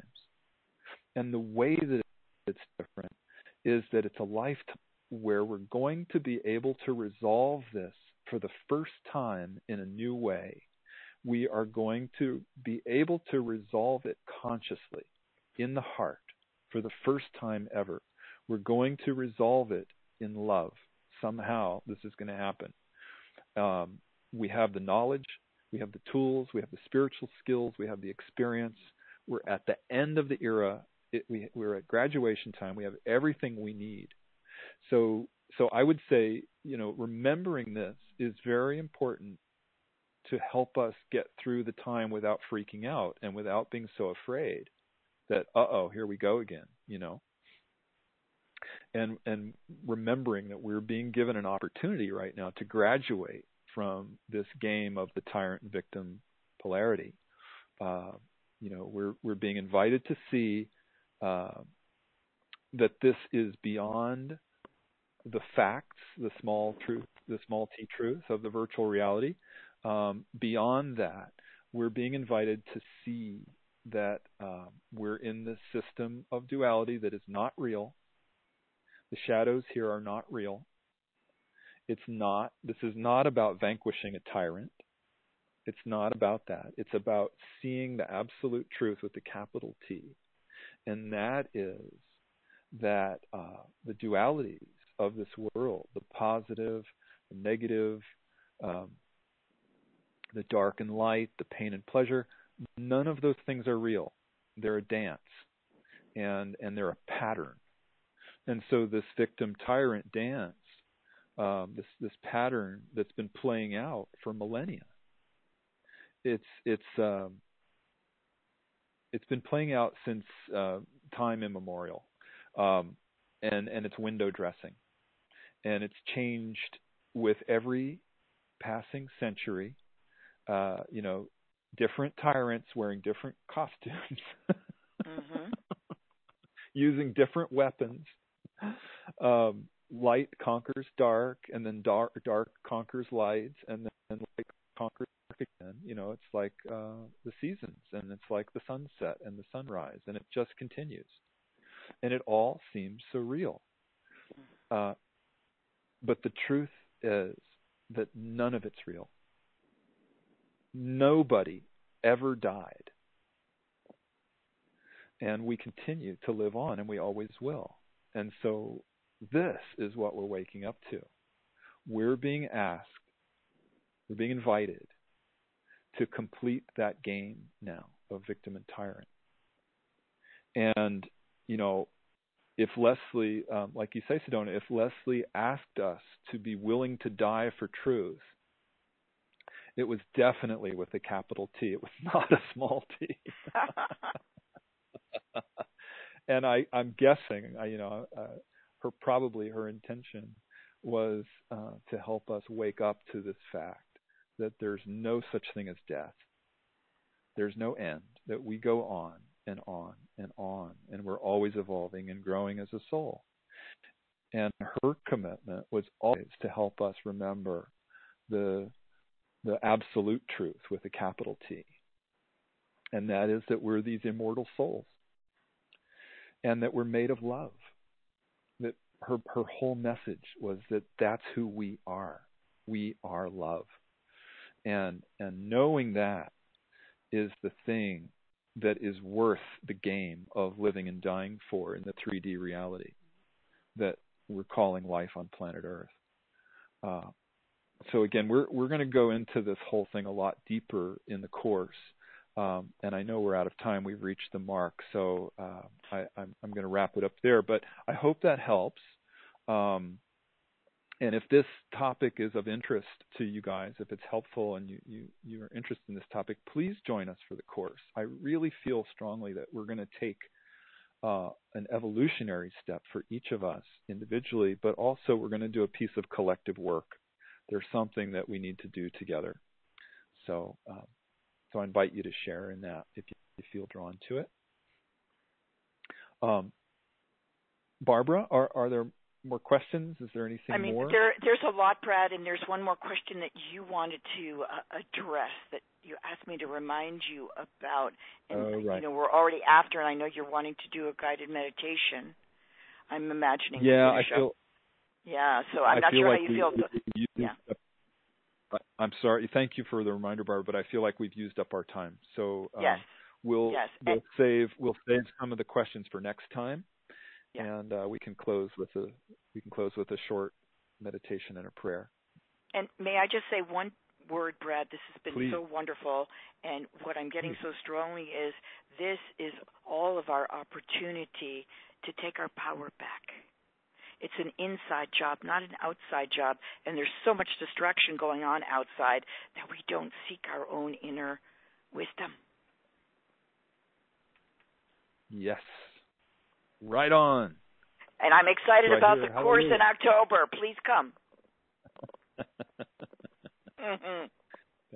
Thank you, Barbara. Thank you.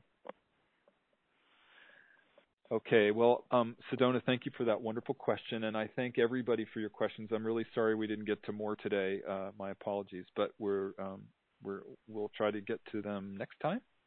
And please continue to write in sharings and questions, which are so important. All right, so I invite you now.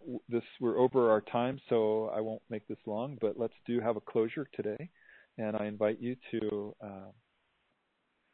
get comfortable and close your eyes and take a few long, deep breaths.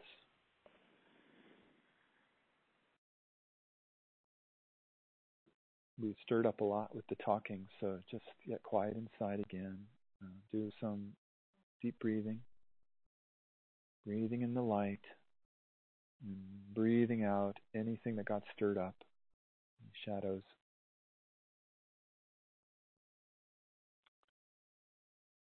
As you breathe,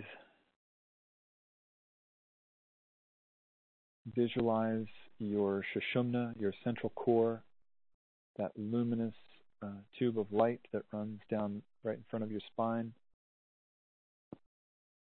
See it there in the center of your body. And focus on that. It's a stabilizing force. And see how it extends below your body through the root chakra and connects all the way down to the core of the earth. And see how it extends out to the top of your head, all the way up out into formless space to the celestial realms.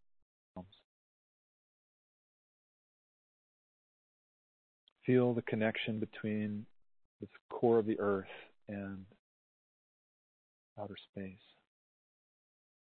And feel how your body is the connection point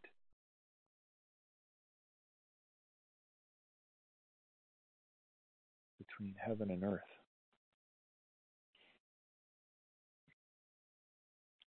And let's put our attention in the heart chakra, which is the center of the body. So it's the center point between heaven and earth. And again, I invite you, as before, to feel the love in that place, in the heart. And one of the quickest, easiest ways to feel it is to practice that inner smile, where you just turn the corners of your mouth up 1/8 of an inch, very little bit, and just feel the love and the joy that's there in your heart. Feel your heart glowing inside your chest like a radiant miniature sun.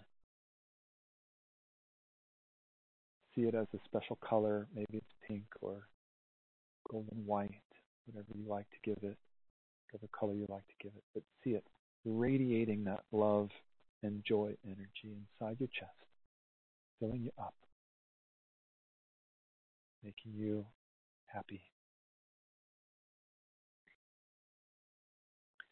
And we call on the Great Spirit, Divine Mother, Father God, the self that we all are. We call on all the beings in the invisible realms who've been surrounding us in the highest love, highest support. And we give thanks. We're so grateful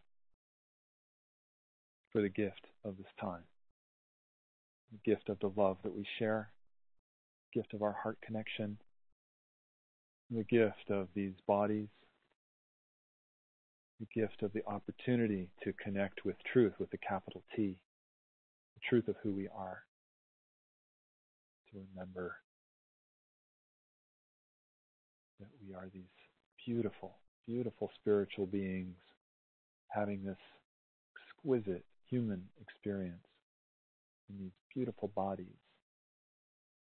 on this very beautiful blue, fragile blue planet called Earth. And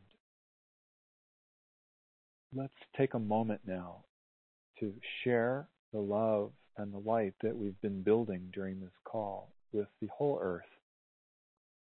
Let's visualize ourselves standing in a circle. I'm sure you don't know everybody on the call, but there are people from all over the world. And so just visualize even the people who are listening to call in the future, since there's no time and space. Visualize this circle extending beyond time and space. And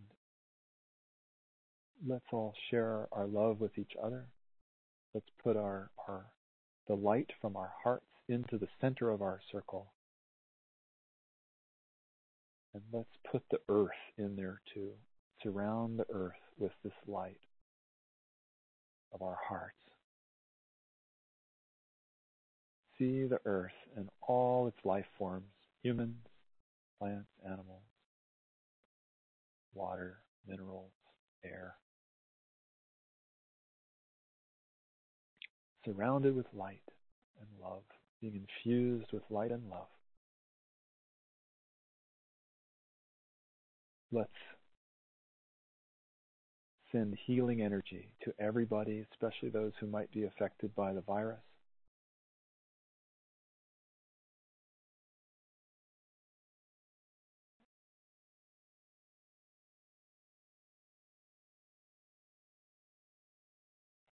We bless this virus to its purpose, and we see it achieving that purpose, which is to help us slow down, to help us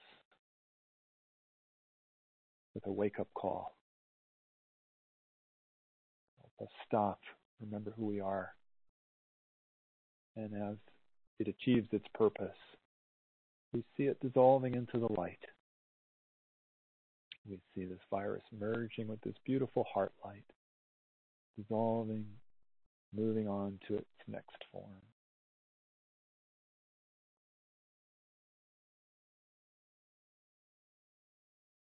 So